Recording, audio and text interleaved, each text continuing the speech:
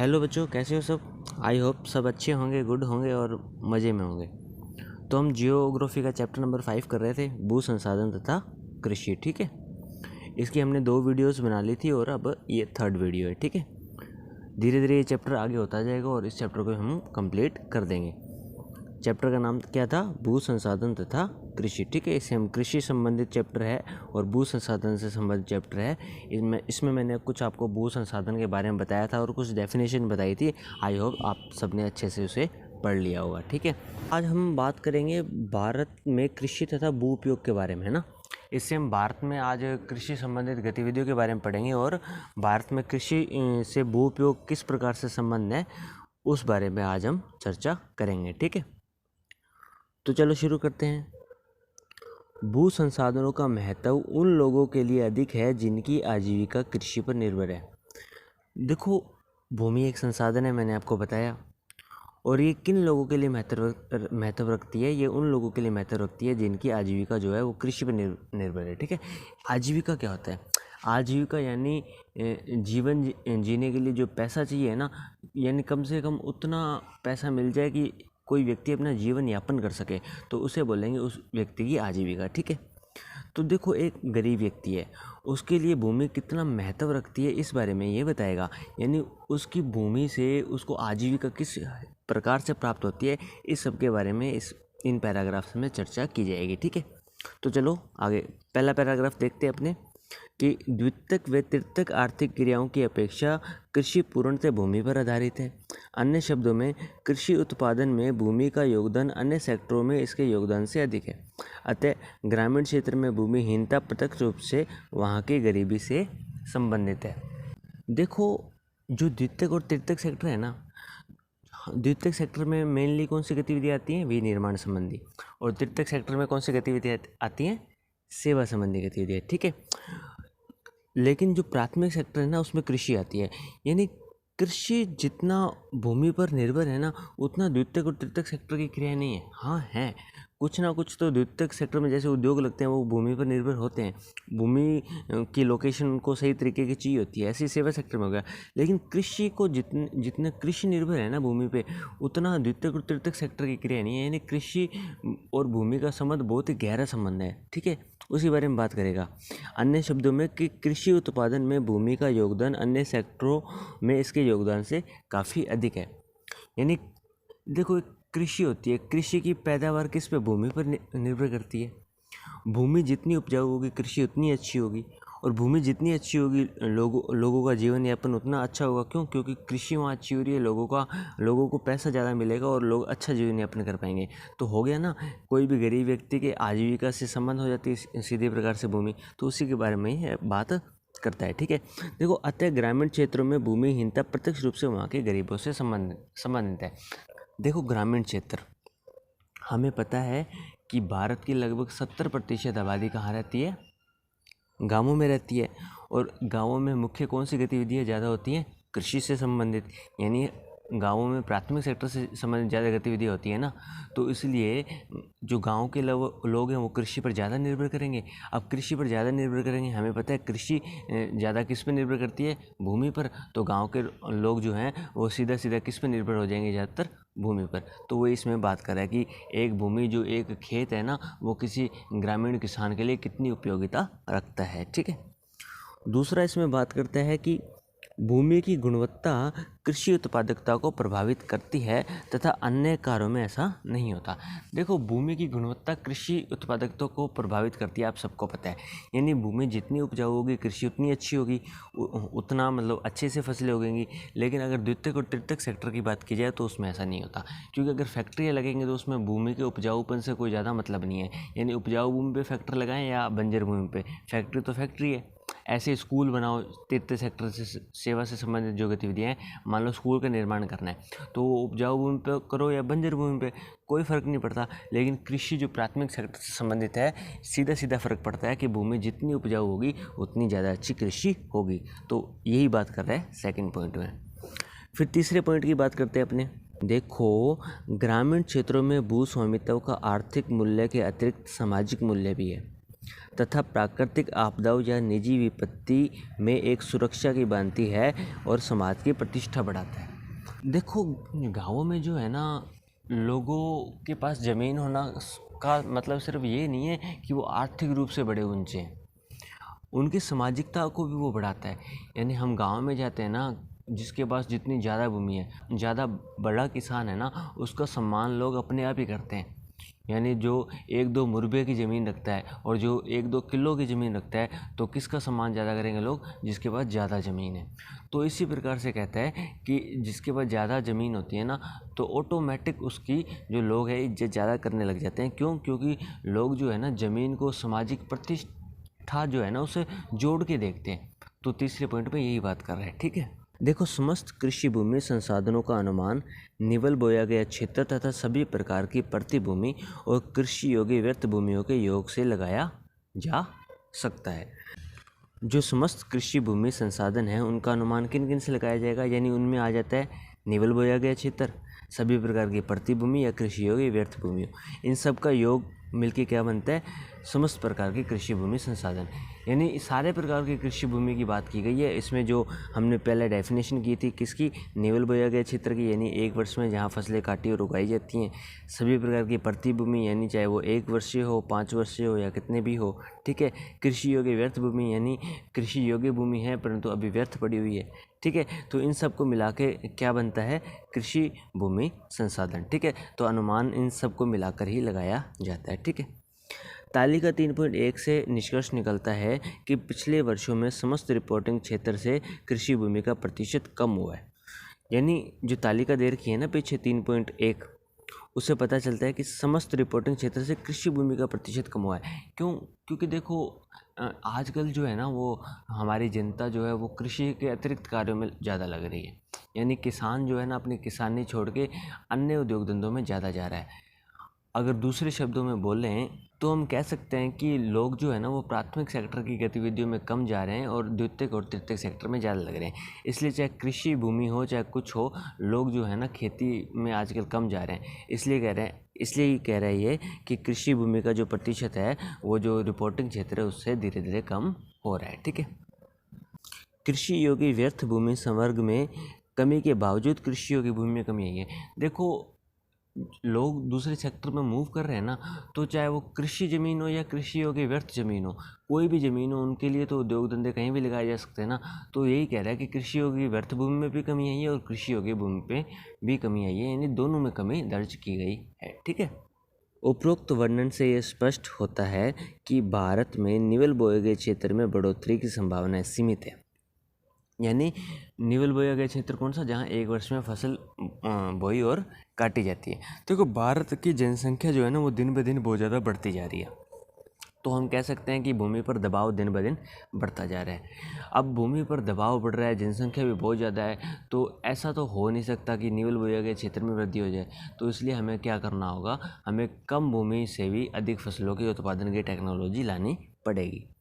अतः भूमि बचत प्रौद्योगिकी विकसित करना आज की अत्यंत आवश्यकता है। वही इसमें आगे बात की गई है। यानी कम से कम भूमि का उपयोग करके हमें ज़्यादा से ज़्यादा उत्पादकता लानी पड़ेगी, जो आज नहीं है भारत में, लेकिन टेक्नोलॉजी के विकास से ये संभव हो सकता है, ठीक है।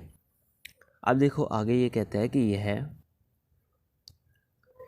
यह प्रौद्योगिकी 2 भागों में बांटी जा सकती है।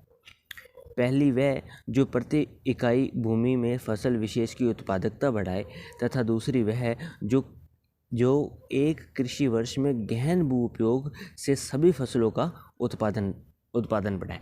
देखो, 2 प्रकार से ये हो सकता है। पहला कहता है कि मान लो छोटी भूमि है, उस पर अपने ऐसी टेक्नोलॉजी बना लें कि उसकी उत्पादकता बहुत ज़्यादा बढ़ जाए, यानी छोटी भूमि से भी बहुत लाखों टनों की फसल हो जाए। और दूसरा कह रहा है कि भूमि बड़ी हो कोई बात नहीं, लेकिन हम क्या है कि मिश्रित खेती या फसल गहनता को बढ़ावा दें। यानी पहले हम एक फसल बो रहे थे, अब हम ज़्यादा फसलें बोएं, और ज़्यादा फसलें बोने के साथ इस प्रकार से बोएं कि उत्पादकता भी उच्च है। तो ये 2 प्रकार के से बात करता है कि हम जो है ना सुधार इसमें कर सकते हैं, उत्पादकता बढ़ा सकते हैं, ठीक है। अब किस प्रकार की टेक्नोलॉजी लाने में फ़ायदा है, पहले प्रकार की या दूसरे प्रकार की, उसके बारे में अभी आगे चर्चा करेगा, ठीक है। देखो ये कह रहा है कि दूसरी प्रौद्योगिकी, जो दूसरी हमने पढ़ी ना, यानी बड़े क्षेत्र में फसल गहनता को बढ़ाना, उसकी बात कर रहा है। यानी दूसरी प्रौद्योगिकी का लाभ यह है कि इसमें सीमित भूमि से भी कुल उत्पादन को बढ़ने के साथ श्रमिकों की मांग भी पर्याप्त रूप से बढ़ती है।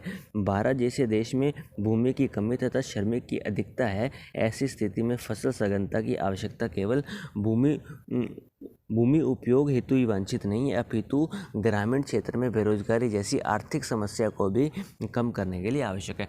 देखो, जो पहले प्रकार की इसने बात की थी, इसमें इसने क्या कहा था कि छोटी सी भूमि पे हम उत्पादकता बढ़ा लेंगे, लेकिन उसमें एक अपने को लॉस हो जाएगा।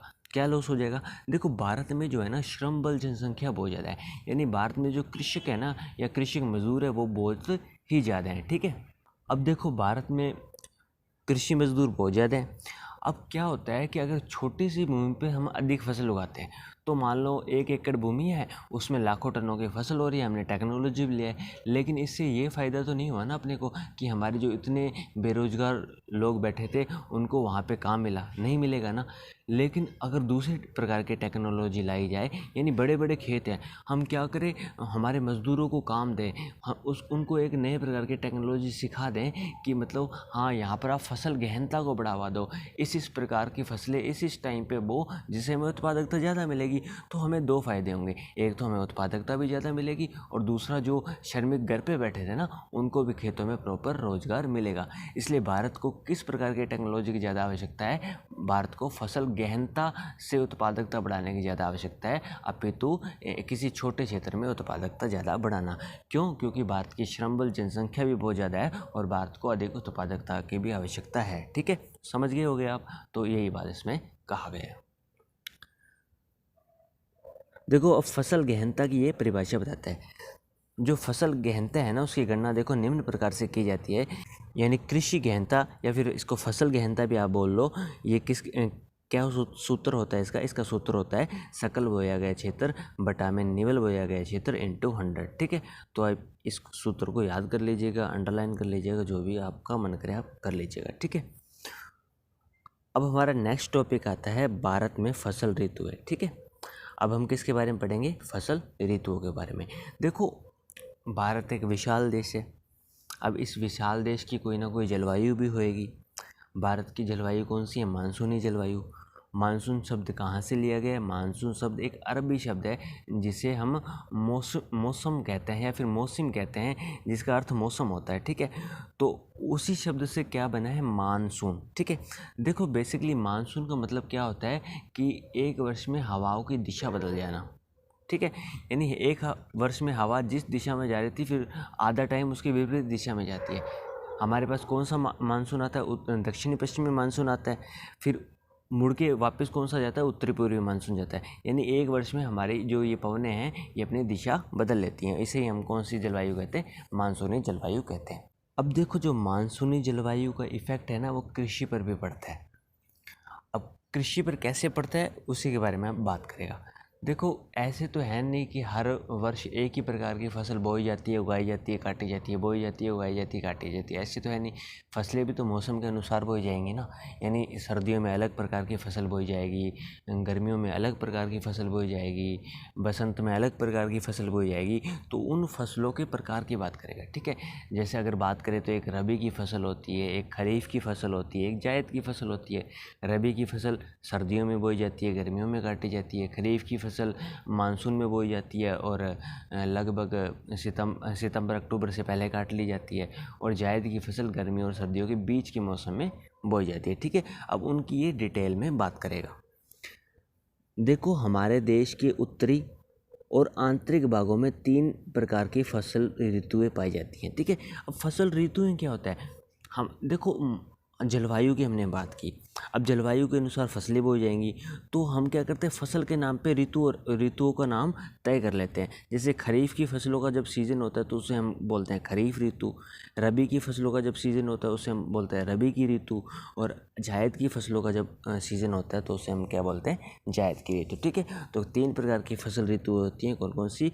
खरीफ की फसल ऋतु, रबी की फसल ऋतु और जायद की फसल ऋतु। ठीक है, देखो, खरीफ की फसलें अधिकतर दक्षिणी पश्चिमी मानसून के साथ बोई जाती हैं।